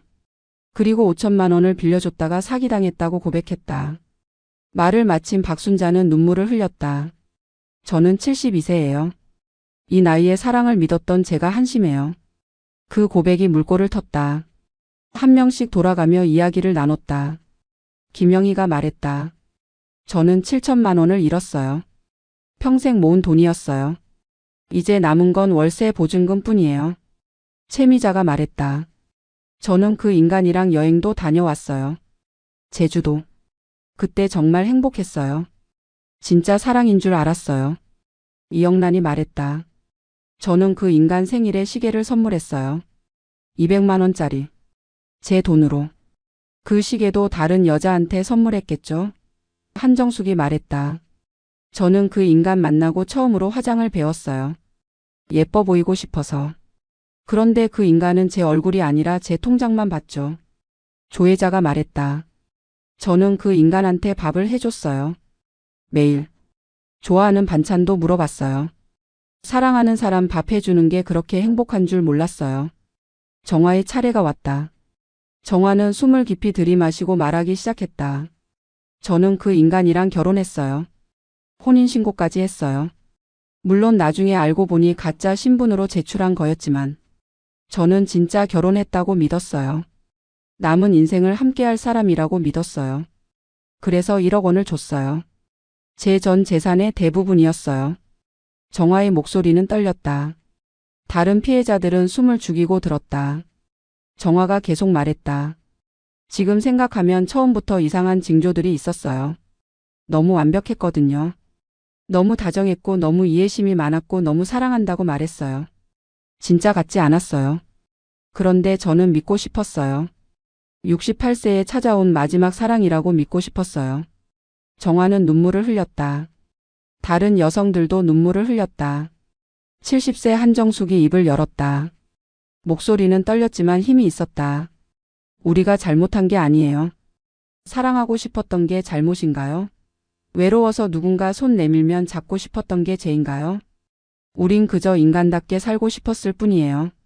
그녀의 말에 다른 여성들이 고개를 끄덕였다. 박순자가 말했다. 맞아요. 잘못한 건 그 인간이지 우리가 아니에요. 우리는 진심으로 사랑했어요. 하지만 그 인간은 우리를 이용했어요. 김영희가 말했다. 우리가 늙었다고 외롭다고 쉽게 속을 거라고 생각한 거죠. 그게 우릴 더 화나게 하는 거예요. 우리를 무시한 거잖아요. 정화가 말했다. 우리 이대로 당하고만 있을 순 없어요. 그 인간을 반드시 처벌받게 해야 해요. 그리고 우리 같은 피해자가 더 생기지 않도록 해야 해요. 그날 7명은 약속했다. 피해자 모임을 만들자고. 서로 연락하며 지내자고. 이 일을 혼자 사귀지 말자고. 그리고 김태호를 반드시 법의 심판을 받게 하자고 다짐했다. 정화는 처음으로 희망을 느꼈다. 혼자가 아니라는 것. 이 사람들이 나를 이해한다는 것. 내 아픔을 안다는 것. 그 사실만으로도 위로가 됐다. 헤어질 때 7명은 서로 포옹했다. 모두 울었다. 하지만 그 눈물 속엔 분노도 섞여 있었다. 그리고 결의도 있었다. 우리는 포기하지 않는다. 끝까지 싸운다. 다음 달 금요일 새벽 5시. 인천 부평구의 한 모텔. 경찰 특수팀이 급습했다. 강 형사가 지휘했다. 302호실. 문을 두드렸다. 경찰입니다. 문 열어주세요. 안에서 소란스러운 소리가 들렸다. 누군가 뛰는 소리. 창문 여는 소리. 경찰은 마스터키로 문을 열었다. 방 안에는 김태호와 한 여성이 있었다. 여성은 63세로 보였다. 겁에 질린 표정이었다. 김태호는 창문 쪽으로 달려가려 했다. 하지만 복도에 대기하던 경찰들이 막아섰다. 김태호는 체포됐다. 수갑이 채워졌다. 김태호는 소리쳤다. 오해예요. 저 아무 잘못도 안 했어요. 강 형사는 차갑게 말했다. 김태호 씨 사기 및 사문서 위조 혐의로 체포합니다. 묵비권을 행사할 수 있습니다. 김태호는 경찰차에 태워졌다. TV 뉴스 카메라가 그 장면을 찍었다. 의사 행세 결혼 사기범 검거. 피해자 7명 피해액 4억 원 넘어. 정화는 아침 뉴스로 그 장면을 봤다. TV 화면 속 김태호는 낯설었다. 머리는 헝클어져 있었고 얼굴은 수척했다. 깔끔하고 단정했던 모습은 어디에도 없었다. 정화는 리모컨을 꽉 쥐었다. 저게 내가 사랑한 사람이구나. 저 비겁한 인간이 나를 속였구나. 분노가 치밀어 올랐다. 동시에 허탈함도 밀려왔다. 저런 인간에게 내 인생을 맡겼다니. 정화는 휴대폰을 꺼내 다른 피해자들에게 단체 문자를 보냈다. 잡혔어요. 드디어 잡혔어요. 곧 답장이 왔다. 박순자에게서. 봤어요. 뉴스 봤어요. 이제 좀 숨통이 트이네요. 다른 피해자들도 하나둘 답장을 보냈다. 모두 안도의 메시지였다. 송파경찰서 조사실. 김태호는 책상 앞에 앉아 있었다. 수갑은 풀렸지만 여전히 긴장한 표정이었다. 강 형사가 조사를 시작했다. 김태호 씨 피해자들에게 의사 행세를 하며 접근한 사실을 인정합니까? 김태호는 고개를 저었다. 의사 행세를 한 적 없습니다. 저는 그냥 병원에서 일했고 그분들이 오해한 겁니다. 강 형사는 증거 서류를 펼쳤다. 가짜 명함 피해자들의 진술서 은행 거래 내역. 여기 증거가 다 있습니다. 김태호는 여전히 부인했다. 명함은 제가 만든 게 아니고 돈은 빌린 겁니다. 사기가 아니에요. 강 형사는 한숨을 쉬었다. 그럼 7명의 피해자 모두에게 돈을 빌렸다는 건가요? 김태호는 고개를 끄덕였다. 네, 갚으려고 했어요. 하지만 제 사정이 어려워져서. 강 형사는 김태호의 계좌 내역을 보여줬다. 피해자들에게 받은 돈이 입금된 날짜와 금액이 적혀 있었다. 그리고 그 돈이 어디로 갔는지도. 강원랜드 ATM 출금, 마카오 환전소, 필리핀 카지노 호텔. 김태호는 도박 중독자였다. 4억 3천만 원을 도박판에 날려버렸다. 강 형사가 물었다. 이것도 갚으려고 빌린 겁니까? 김태호는 대답하지 못했다. 고개를 숙였다. 강 형사는 계속 추궁했다. 피해자들은 모두 노년 여성입니다. 평생 모은 노후 자금을 당신에게 맡겼어요. 그 돈으로 당신은 도박을 했습니다. 이게 사기가 아니면 뭡니까? 김태호는 울먹였다. 저도 어쩔 수 없었어요. 도박을 끊으려 했지만 안 됐어요. 빚이 너무 많았어요. 강 형사는 차갑게 말했다. 그게 피해자들과 무슨 상관입니까? 당신 개인 사정 때문에 노인들의 인생을 망쳤습니다. 조사는 이틀간 계속됐다. 김태호는 처음엔 부인했지만 증거가 쌓이자 결국 일부를 시인했다. 의사 행세를 한 것, 가짜 명함을 만든 것, 피해자들에게 거짓말을 한 것. 하지만 사기 의도는 없었다고 주장했다. 진심으로 사랑했고 돈을 갚으려 했다고 말했다. 검찰은 김태호를 사기, 사문서 위조, 결혼 사기 혐의로 기소했다. 구속 수감됐다. 재판을 기다리게 됐다. 강 형사는 정화에게 전화했다. 김태호를 기소했습니다. 재판은 2달 후 시작됩니다. 증인으로 출석해 주셔야 합니다. 정화는 알겠다고 대답했다. 반드시 가겠다고. 그 인간을 법정에서 똑바로 볼 거라고 말했다. 서울중앙지방법원 417호 법정. 방청석엔 7명의 피해자가 모두 앉아 있었다. 정화는 맨 앞줄에 앉았다. 심장이 쿵쾅거렸다. 곧 김태호를 보게 된다. 4개월 만이다. 정화는 손을 꽉 쥐었다. 옆에 앉은 영숙이 정화의 손을 잡아줬다. 괜찮아. 내가 옆에 있어. 정화는 고개를 끄덕였다. 법정 문이 열리고 김태호가 들어왔다. 제수복을 입고 수갑을 찬 모습. 정화는 숨이 막혔다. 저 사람이 내 남편이었다. 아니, 남편이라고 믿었던 사람이었다. 김태호는 방청석을 둘러봤다. 피해자들과 눈이 마주쳤다. 하지만 그는 표정 하나 변하지 않았다. 오히려 미소까지 지었다. 정화는 치가 떨렸다. 어떻게 저렇게 뻔뻔할 수가 있어. 재판장이 입장했다. 모두 기립. 재판장은 50대 후반으로 보이는 여성이었다. 엄숙한 표정이었다. 착석하라는 지시가 떨어졌다. 검사가 일어나 기소 내용을 낭독했다. 피고 김태호는 약 2년간 총 7명의 피해자에게 접근하여 의사행세를 하며 4억 3천만 원을 편취했습니다. 피해자들은 모두 60대에서 70대 노년 여성으로 피고는 이들의 외로움을 악용하여 범행을 저질렀습니다. 가짜 명함을 제작하고 병원 출입증을 이용해 의사로 위장했으며 일부 피해자와는 혼인신고까지 진행하여 신뢰를 얻었습니다. 편취한 금액은 모두 도박에 사용됐으며 피해자들은 노후 자금을 잃고 심각한 정신적 고통을 겪고 있습니다. 검사의 목소리는 단호했다. 변호인이 일어났다. 30대 초반으로 보이는 젊은 남자였다. 재판장님, 피고는 피해자들을 진심으로 사랑했습니다. 돈을 갚을 의사가 있었고 실제로 갚으려 노력했습니다. 단순 채무불이행 사안이지 사기는 아닙니다. 방청석에서 웅성거리는 소리가 들렸다. 말도 안 된다는 목소리들. 재판장이 법봉을 두드렸다. 정숙. 변호인은 계속 말했다. 피고는 도박 중독이라는 질병을 앓고 있습니다. 본인의 의지로 통제할 수 없는 상태였습니다. 따라서 정상 참작이 필요합니다. 검사가 벌떡 일어났다. 도박 중독이 사기를 정당화할 수 있습니까? 피해자들의 인생을 망친 것에 대한 책임은 어떻게 할 겁니까? 재판장이 증인 신문을 시작하겠다고 선언했다. 첫 번째 증인은 정화였다. 정화는 떨리는 다리로 증인석에 섰다. 선서를 했다. 양심에 따라 숨김없이 사실대로 말하고 만일 거짓말이 있으면 위증의 벌을 받기로 맹세합니다. 검사가 질문을 시작했다. 증인은 피고를 언제 어디서 만났습니까? 정화는 떨리는 목소리로 대답했다. 2023년 9월 송파구 실버복지관 건강검진 행사에서 만났습니다.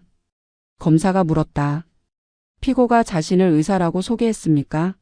정화는 고개를 끄덕였다. 네, 명함도 줬습니다. 한빛의료재단 순환기내과 부원장이라고 적혀 있었습니다. 검사가 명함을 증거로 제출했다. 정화는 계속 증언했다. 피고는 병원 가운을 입고 있었고 의사처럼 행동했습니다. 저는 완전히 믿었습니다. 검사가 물었다. 피고에게 돈을 빌려준 경위를 설명해 주시겠습니까? 정화는 숨을 깊이 들이마시고 말했다.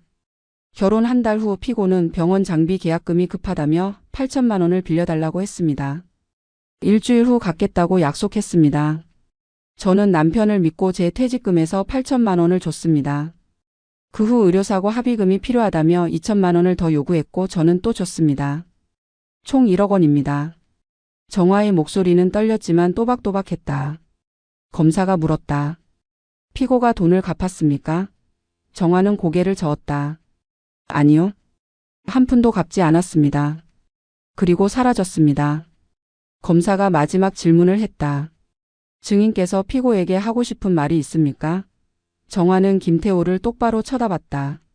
김태호는 고개를 숙이고 있었다. 정화는 떨리는 목소리로 말하기 시작했다. 저는 당신을 진심으로 사랑했어요. 남편을 잃고 2년 동안 혼자 살면서 죽은 것처럼 지냈어요. 그런데 당신이 나타났죠. 다정하게 말을 걸고 손을 잡아주고 사랑한다고 말해줬어요. 저는 인생의 마지막 선물이라고 믿었어요. 68세에 다시 사랑할 수 있다는 게 기적 같았어요. 정화의 목소리가 높아졌다. 하지만 당신은 저를 이용했어요. 제 외로움을, 제 순진함을, 제 돈을 노렸어요. 당신에게 저는 사람이 아니라 그냥 ATM기였던 거죠. 정화는 눈물을 흘렸다. 1억 원이 문제가 아니에요. 당신이 제 마음을 짓밟았다는 게 문제예요. 당신 때문에 저는 이제 사람을 믿을 수 없어요. 누가 다가와도 두려워요. 또 속는 건 아닌지 또 이용당하는 건 아닌지 의심하게 돼요. 당신이 제게서 빼앗아간 건 돈이 아니에요. 사람을 믿는 능력이에요. 방청석이 조용해졌다. 모두 정화의 증언에 귀 기울였다. 당신이 진짜 저를 사랑했다면 제발 이렇게라도 사과해 주세요. 거짓말이라도 좋으니 미안하다고 말해 주세요. 그럼 제가 조금은 위로받을 것 같아요. 하지만 김태호는 고개를 들지 않았다. 대답도 하지 않았다. 정화는 증인석에서 내려왔다. 다리에 힘이 풀려 비틀거렸다. 정화는 자리에 앉아 눈물을 닦았다.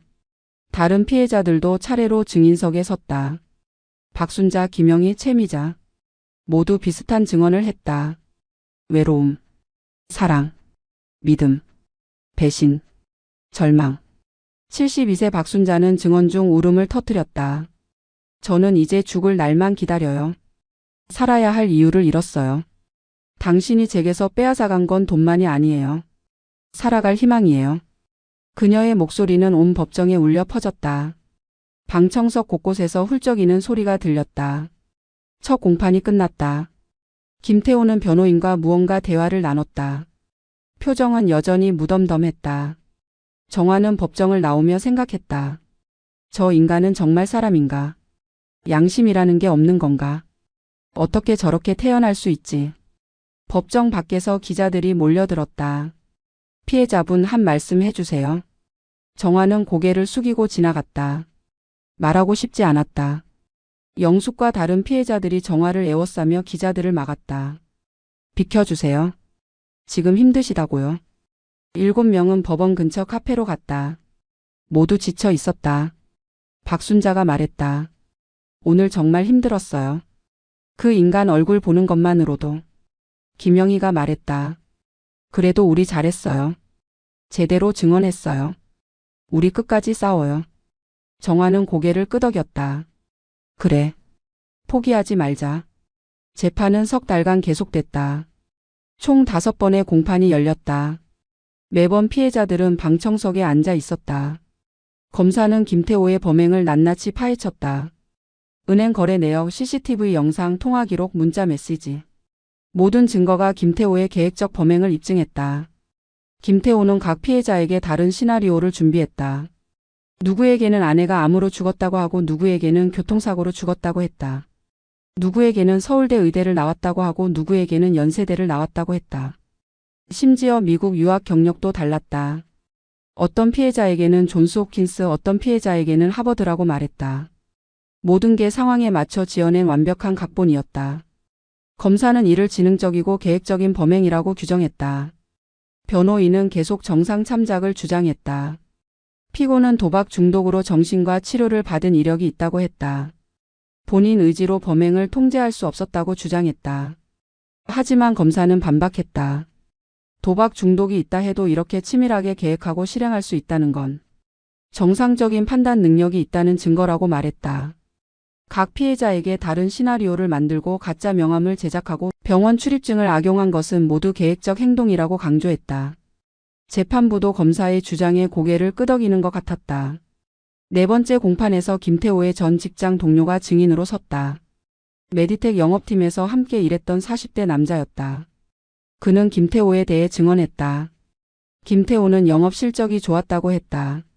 말을 잘했고 사람을 잘 구슬렀다고 했다.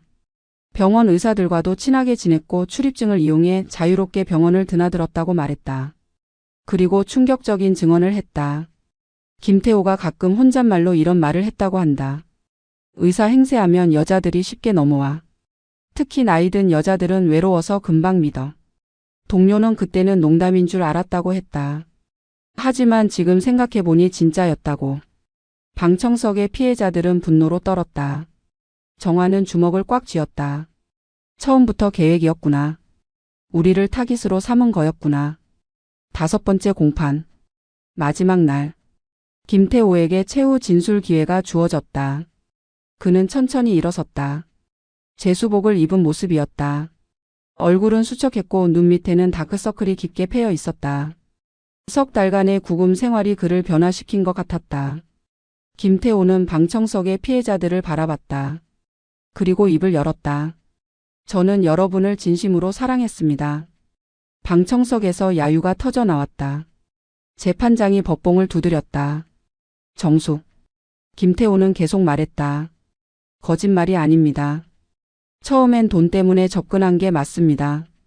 하지만 시간이 지나며 진짜 감정이 생겼습니다. 특히 정화 씨와는 결혼까지 했지 않습니까? 그게 장난이었겠습니까? 정화가 자리에서 벌떡 일어났다. 거짓말하지 마세요. 당신은 처음부터 끝까지 우릴 이용했어요. 재판장이 정화를 제지했다. 증인 앉으세요. 정화는 억지로 앉았다. 눈물이 터져 나왔다. 영숙이 정화를 안아줬다. 김태호는 고개를 숙이며 말을 이었다. 제게도 사정이 있었습니다. 빚이 5억 원이 넘었습니다. 사채업자들한테 쫓겼습니다. 도박으로 인생이 망가졌습니다. 하지만 여러분을 속이려던 건 아니었습니다. 언젠가 갚으려 했습니다. 그의 목소리는 떨렸다. 하지만 방청석은 냉담했다. 아무도 믿지 않았다. 김태호는 마지막으로 말했다. 죄송합니다. 진심으로 사과드립니다. 제가 여러분께 큰 상처를 드린 건 사실입니다. 하지만 제가 감옥에 가면 돈을 갚을 방법이 없습니다. 선처해 주신다면 밖에서 일해서 꼭 갚겠습니다. 제발 기회를 주십시오. 그의 말이 끝나자 방청석에서 폭발적인 야유가 쏟아졌다. 뻔뻔하다. 저런 인간이 어떻게 저럴 수 있냐. 저걸 사람이라고 할 수 있냐. 재판장이 여러 번 법봉을 두드려야 했다. 정숙하지 않으면 퇴정 명령하겠습니다. 겨우 조용해졌다. 검사가 일어나 최종 의견을 제시했다.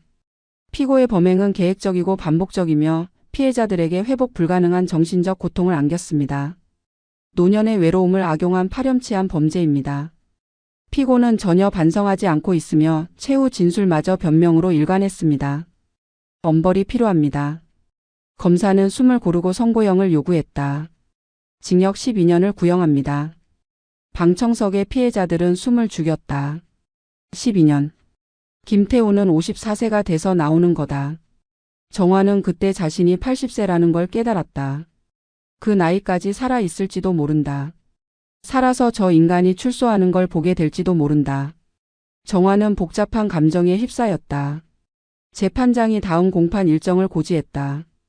2주 후 선고 공판. 법정이 파했다. 김태호는 교도관에게 인도돼 나갔다. 피해자들도 하나둘 법정을 나섰다. 정화는 자리에서 일어나지 못했다. 다리에 힘이 없었다. 영숙이 부축했다. 괜찮아, 이제 거의 끝났어. 정화는 고개를 저었다. 끝난 게 아니야. 이건 시작일 뿐이야. 평생 이 상처를 안고 살아야 해. 영숙은 정화를 꼭 안았다. 두 사람은 한참을 그렇게 서 있었다. 선고 공판일. 417호 법정에 다시 한번 7명의 피해자가 모였다. 이번엔 가족들도 함께 왔다. 정화의 딸 수진도 캐나다에서 왔다. 엄마를 걱정해서 비행기를 탔다고 했다. 정화는 딸을 보고 울었다. 수진아, 미안해. 엄마가 바보같이 속아서. 수진은 엄마를 안으며 말했다. 엄마 잘못 아니에요. 그 나쁜 사람 잘못이에요. 두 사람은 한참을 안고 있었다. 박순자도 아들이 함께 왔다. 미국에서 긴급히 귀국했다고 했다. 김영희의 딸도 채미자의 아들도 왔다. 가족들은 모두 분노에 떨었다. 저런 인간이 우리 엄마를 속였다니. 반드시 엄벌에 처해야 한다고 입을 모았다. 법정 밖에는 기자들이 가득했다. 이 사건은 사회적으로 큰 이슈가 됐다. 노인 대상 결혼 사기의 심각성, 의사 행세 범죄의 문제점, 도박 중독과 범죄의 연관성, 여러 매체에서 다뤘다. 정화는 몇몇 인터뷰 요청을 받았지만 모두 거절했다. 얼굴 나가는 게 두려웠다. 사람들이 자신을 어떻게 볼까봐. 바보같이 속은 할머니라고 손가락질할까봐. 하지만 박순자는 인터뷰를 했다. TV에 나와 자신의 이야기를 했다. 저 같은 피해자가 더 생기지 않도록. 노인을 노리는 범죄자들을 경계하라고. 박순자의 용기에 다른 피해자들도 힘을 얻었다. 그래, 우리가 숨을 필요 없어. 잘못한 건 저 인간이지 우리가 아니야. 재판장이 입장했다. 모두 기립. 김태호도 들어왔다. 여전히 제수복을 입고 있었다. 표정은 굳어 있었다. 긴장한 것 같았다. 재판장이 착석하라고 했다. 그리고 판결문을 펼쳤다. 법정이 조용해졌다. 숨소리도 들릴 것 같았다. 재판장이 입을 열었다. 피고 김태호에 대한 판결을 선고하겠습니다. 재판장은 먼저 사건의 전말을 요약했다. 피고는 의료기기 영업사원 신분을 이용해 병원에 자유롭게 출입하며 의사 행세를 했습니다. 독거 노인 여성들을 표적으로 삼아 접근했고 사랑을 가장해 금품을 편취했습니다. 7명의 피해자에게 총 4억 3천만 원의 피해를 입혔습니다. 재판부는 이 사건을 매우 중대한 범죄로 판단합니다. 재판장은 계속 말했다. 피고의 범행은 매우 계획적이고 지능적이었습니다. 가짜 명함을 만들고 병원 출입증을 악용했으며 피해자마다 다른 시나리오를 준비했습니다. 심지어 일부 피해자와는 결혼까지 했습니다. 이는 단순한 사기가 아니라 피해자들의 인생 전체를 농락한 극악무도한 범죄입니다. 재판장의 목소리는 단호했다. 그리고 양형 이유를 설명하기 시작했다. 피고는 노년 여성들의 외로움과 사랑에 대한 갈망을 악용했습니다. 피해자들은 평생 모은 노후 자금을 잃었으며 정신적 고통은 금전적 피해를 훨씬 넘어섭니다. 일부 피해자는 우울증과 불안장애 진단을 받았고 극단적 선택을 고려하기도 했습니다. 이는 피고의 범행이 얼마나 심각한 결과를 초래했는지 보여줍니다. 재판장은 피고의 태도에 대해서도 언급했다. 피고는 재판 과정 내내 진정한 반성의 기미를 보이지 않았습니다. 최후 진술에서도 변명으로 일관했고 피해자들에게 진심 어린 사과를 하지 않았습니다. 도박 중독을 이유로 정상 참작을 요구했으나 범행의 계획성과 반복성을 고려할 때 정상 참작 사유가 되기 어렵습니다. 재판부는 피고에게 엄벌이 필요하다고 판단합니다. 방청석의 피해자들은 숨을 죽이고 들었다. 재판장이 마지막 문장을 읽었다. 피고 김태호에게 징역 8년을 선고합니다. 그리고 피해자들에게 총 4억 3천만 원을 배상하라고 명합니다. 8년. 12년 구형에서 4년이 줄었다. 방청석에서 탄식이 터져 나왔다. 너무 짧다. 8년이 뭐냐? 정화는 허탈했다. 8년. 김태호는 50세에 나온다. 그리고 또 다른 피해자를 찾겠지. 또 다른 외로운 여자들을 속이겠지. 수진이 정화의 손을 꽉 잡았다. 엄마 괜찮아요. 적어도 처벌은 받잖아요. 정화는 고개를 끄덕였다. 하지만 마음은 무거웠다. 김태호는 판결을 듣고도 표정 변화가 없었다. 그저 고개를 숙이고 있을 뿐이었다. 교도관이 그를 데려갔다. 법정이 파했다. 피해자들은 하나둘 법정을 나섰다. 정화는 마지막까지 자리에 앉아 있었다. 이게 끝인가? 이렇게 끝나는 건가? 영숙이 정화를 불렀다. 정화야 가자. 정화는 천천히 일어났다. 다리가 후들거렸다. 수진과 영숙이 양쪽에서 부축했다. 세 사람은 법정을 나왔다. 판결 이후 한 달. 정화는 여전히 혼자 살았다. 송파구 아파트. 김태호와 함께 살던 곳. 모든 게 그대로였다. 침대, 소파, 식탁. 하지만 느낌은 달랐다. 이제 이 집은 더 이상 신혼집이 아니었다. 그냥 혼자 사는 노인의 집이었다. 정화는 김태호의 흔적을 모두 지웠다. 양복을 버렸다. 함께 찍은 사진을 찢었다. 명함을 태웠다. 그래도 기억은 지울 수 없었다. 밤마다 꿈에 나타났다. 때로는 다정한 모습으로 때로는 비웃는 모습으로. 정화는 악몽에서 깨어나 한참을 울곤 했다. 우울증 진단을 받았다. 정신과 의사는 약을 처방했다. 항우울제와 수면제. 정화는 매일 약을 먹었다. 하지만 마음의 구멍은 메워지지 않았다. 어느 날 박순자에게서 전화가 왔다. 정화야, 우리 피해자 모임 만들자. 정식으로. 정화는 무슨 뜻이냐고 물었다. 박순자가 설명했다. 우리 같은 피해자가 더 생기지 않도록 예방 활동을 하자는 거야. 복지관이나 경로당에 가서 강연도 하고 경찰이랑 협력해서 캠페인도 하고. 정화는 망설였다. 내가 그럴 수 있을까? 박순자는 힘주어 말했다. 할 수 있어. 우리가 해야 해. 우리가 당한 고통을 다른 사람들은 안 당하게 해야지. 정화는 생각해 보겠다고 했다. 전화를 끊고 한참을 고민했다. 정말 내가 할 수 있을까? 사람들 앞에 서서 내 이야기를 할 수 있을까? 며칠 후 7명의 피해자가 다시 모였다. 이번에는 송파구청 회의실. 구청에서 공간을 제공해줬다. 피해자 모임을 공식적으로 만들기로 했다. 모임 이름은 희망 나눔이라고 지었다. 절망 속에서도 희망을 나누자는 의미였다. 회장은 박순자가 맡았다. 부회장은 정화.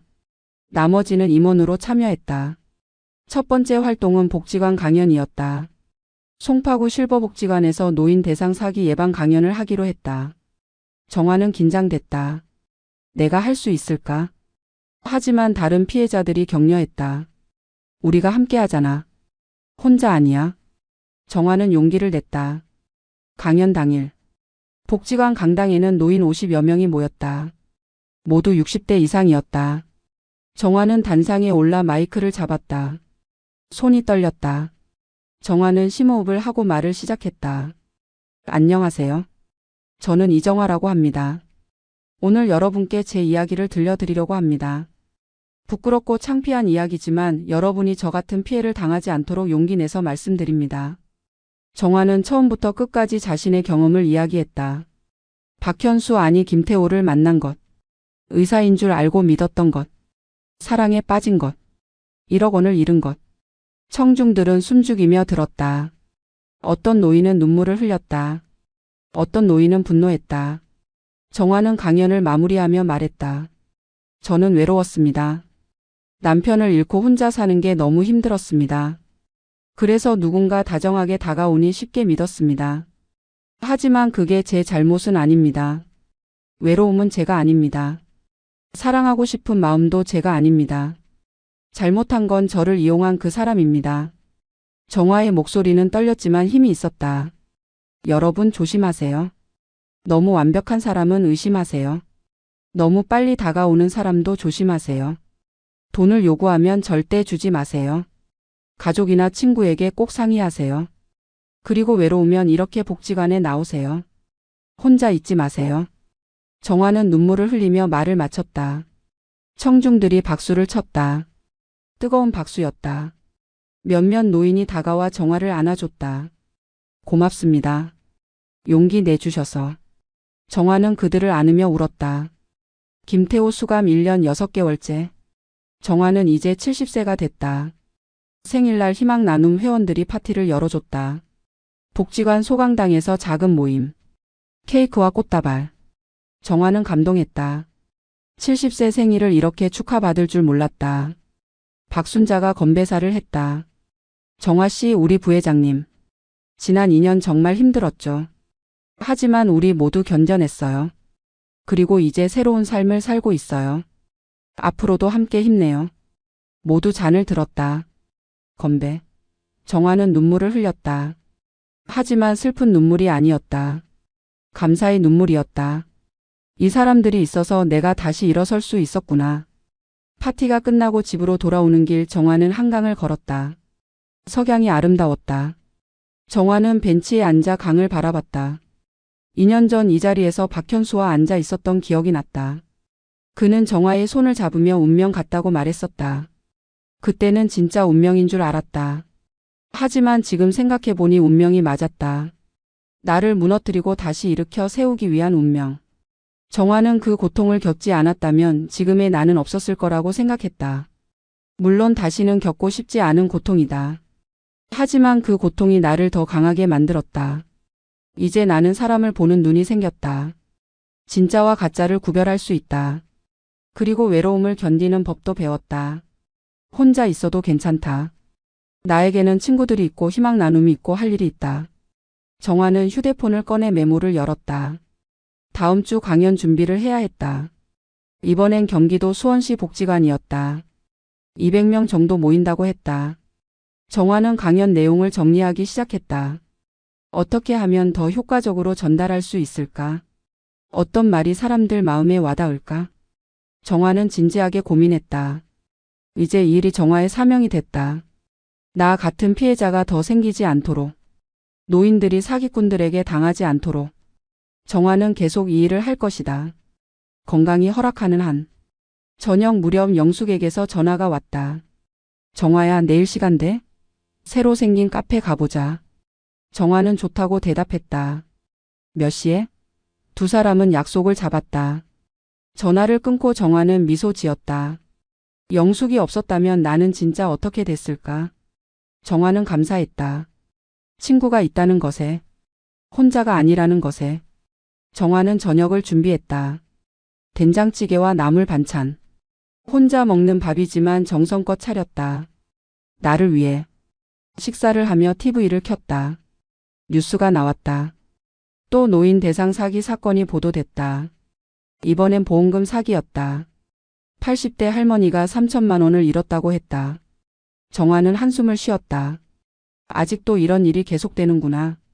정화는 더욱 활동을 열심히 해야겠다고 다짐했다. 며칠 후 정화는 교도소에서 온 편지 한 통을 받았다. 발신인은 김태호였다. 정화는 편지를 보고 손이 떨렸다. 이 인간이 왜 편지를? 정화는 한참을 망설이다가 편지를 뜯었다. 편지 내용은 이랬다. 이정화 씨께. 오랜만입니다. 아니, 오랜만이라고 말할 자격이 없네요. 저는 지금 교도소에서 이 편지를 쓰고 있습니다. 매일 후회하며 살고 있습니다. 당신에게 그리고 다른 피해자분들에게 정말 죄송합니다. 처음엔 돈 때문에 접근한 게 맞습니다. 하지만 당신과 시간을 보내며 진짜 감정이 생긴 것도 사실입니다. 믿지 않으시겠지만 저는 제가 저지른 죄를 인정합니다. 변명하지 않겠습니다. 다만 한 가지만 말씀드리고 싶습니다. 당신은 정말 좋은 사람이었습니다. 그런 당신을 이용한 제가 나쁜 겁니다. 부디 건강하시고 행복하시길 바랍니다. 김태호 올림. 정화는 편지를 읽고 복잡한 감정을 느꼈다. 분노? 슬픔? 연민? 뭐라 말할 수 없었다. 정화는 편지를 접었다. 그리고 서랍에 넣었다. 답장은 하지 않을 것이다. 할 말이 없었다. 그냥 이대로 끝내는 게 나았다. 정화는 창밖을 바라봤다. 가을 하늘이 맑았다. 정화는 생각했다. 나는 이제 앞을 보며 살 거야. 과거에 묶여 있지 않을 거야. 김태호는 이제 내 인생의 한 장일 뿐이야. 아픈 기억이지만 그 기억이 나를 정의하지 않아. 나는 이정화. 70세. 희망 나눔 부회장. 그리고 다시 일어선 사람. 김태호 수감 2년째. 정화는 여전히 활발하게 활동했다. 희망 나눔은 이제 전국적인 조직이 됐다. 서울뿐 아니라 부산, 대구, 광주에도 지부가 생겼다. 전국에서 비슷한 피해를 당한 노인들이 모임에 가입했다. 회원 수는 200명이 넘었다. 정화는 바쁜 나날을 보냈다. 강연도 하고 상담도 하고 캠페인도 진행했다. 경찰청과 협력해서 노인 대상 사기 예방 포스터도 만들었다. 복지관마다 포스터가 붙었다. 너무 완벽한 사람은 의심하세요. 돈 요구하면 가족에게 상의하세요. 외로움은 제가 아닙니다. 어느 날 정화는 한 방송국 토크쇼에 출연 제안을 받았다. 유명한 프로그램이었다. 정화는 고민했다. 전국에 내 얼굴이 나가는 건데. 하지만 영향력을 생각하면 해야 할 것 같았다. 정화는 수락했다. 촬영 당일 정화는 긴장했다. 분장실에서 화장을 받으며 거울을 봤다. 70세 여성. 주름은 있지만 눈빛은 살아 있었다. 정화는 자신에게 말했다. 할 수 있어. 넌 강해졌어. 스튜디오에 들어가자 관객들이 박수를 쳤다. 진행자는 유명한 개그맨이었다. 따뜻한 미소로 정화를 맞이했다. 인터뷰가 시작됐다. 진행자가 물었다. 정화 씨, 정말 힘든 일을 겪으셨는데 지금은 어떠세요? 정화는 잠시 생각하고 대답했다. 여전히 아픕니다. 가끔 밤에 잠 못 이룰 때도 있어요. 하지만 이제는 그 고통이 저를 정의하지 않아요. 저는 피해자이기도 하지만 생존자이기도 하고 활동가이기도 해요. 제 정체성은 하나가 아니에요. 진행자가 고개를 끄덕였다. 정말 대단하십니다. 어떻게 그렇게 다시 일어서실 수 있었나요? 정화는 미소 지으며 대답했다. 혼자가 아니었으니까요. 친구들이 있었고 희망 나눔 회원들이 있었어요. 그리고 제 이야기가 누군가에게 도움이 된다는 걸 알았을 때 살아야 할 이유를 찾았어요. 진행자가 마지막 질문을 했다. 정화 씨께서 같은 처지의 분들에게 해주고 싶은 말씀이 있다면? 정화는 카메라를 똑바로 바라보며 말했다. 혹시 지금 비슷한 피해를 당하신 분이 계시다면 부끄러워하지 마세요. 숨지 마세요. 당신 잘못이 아닙니다. 사랑하고 싶었던 게 제가 아니에요. 외로웠던 게 잘못이 아니에요. 용기 내서 신고하세요. 그리고 도움을 요청하세요. 혼자가 아니에요. 우리가 있어요. 정화의 목소리는 떨렸지만 힘이 있었다. 관객들이 박수를 쳤다. 정화는 눈물을 흘렸다. 방송 후 반응이 뜨거웠다. 정화의 휴대폰에는 문자가 쏟아졌다. 대부분 응원과 감사의 메시지였다. 할머니 덕분에 용기 얻었어요. 저희 어머니도 비슷한 일 당할 뻔했는데 할머니 강연 듣고 피하셨대요. 정말 감사합니다. 정화는 메시지를 하나하나 읽으며 울었다. 내 고통이 헛되지 않았구나. 정화는 감사했다. 이 모든 과정에 고통도 치유도 새로운 시작도. 정화는 제주도 여행을 갔다. 희망 나눔 회원들과 함께였다. 오랜만의 여행이었다. 정화는 바다를 보며 행복했다. 파도 소리를 들으며 평화를 느꼈다. 함께 온 박순자가 정화 옆에 앉았다. 정화야, 우리 참 멀리 왔다.